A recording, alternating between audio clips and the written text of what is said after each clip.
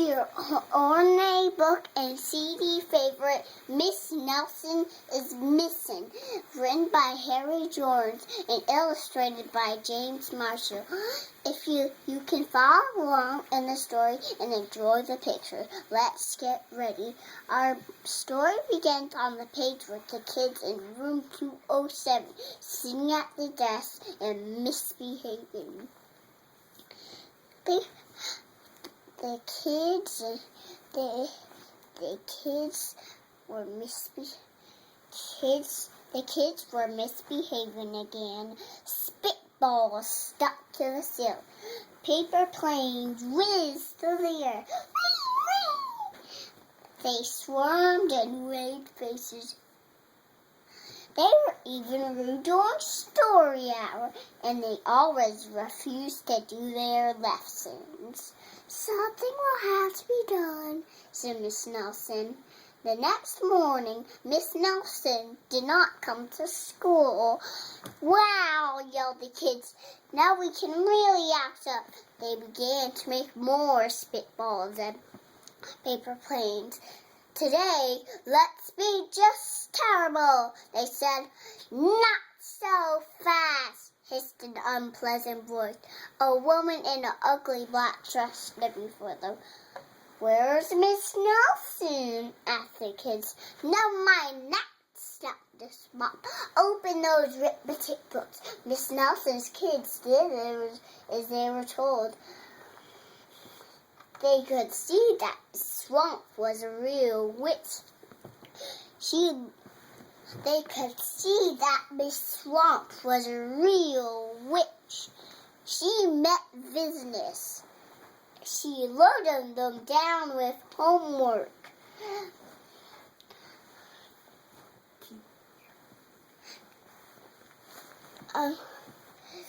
Keep your mouth shut, said Miss Swamp. Sit perfectly still, said Miss Swamp. And if you misbehave, you'll be sorry, said Miss Swamp.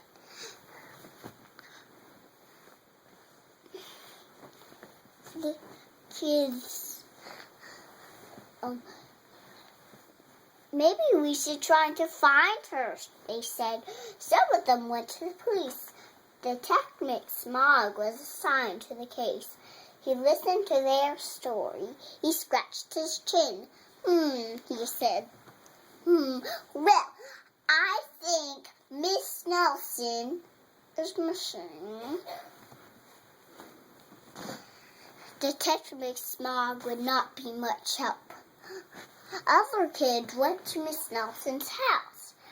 The shades were tightly drawn, and no one answered the door. In fact, the only person they did see was the wicked Miss Violet Swamp coming up the tree. If she sees us, she'll give us more homework. They got away just in time. Maybe something terrible happened to Miss Nelson. Maybe Miss Nelson went to Mars, said another kid. But that doesn't seem likely. I know. Maybe Miss Nelson went. Maybe Miss Nelson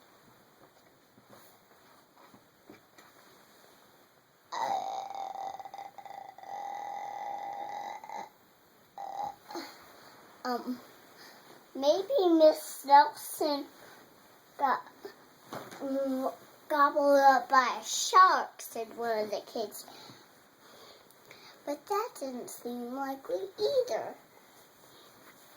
Maybe, I know, explained one know-it-all. Maybe Miss Nelson's car was carried off by a swarm of angry butterflies. But that was the least likely of all. The kids in room 207 became very discouraged. It seemed that Miss Nelson was never coming back. and they would be stuck with Miss Viola Swamp forever. They heard footsteps in the hall. Here comes the witch, they whispered.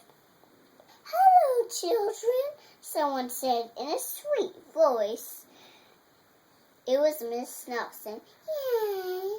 Did you miss me? She asked. We certainly did, cried all the kids. Where were you?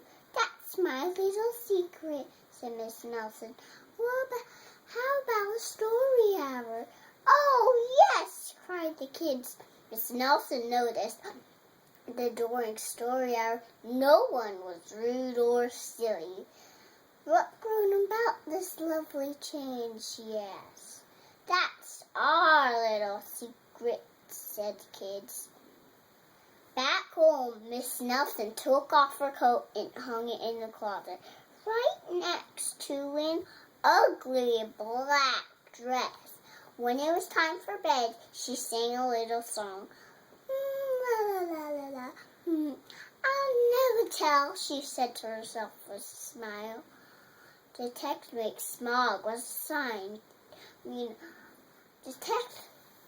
Detect Make Smog is working on a new case. He is now looking for Miss Viola Swamp.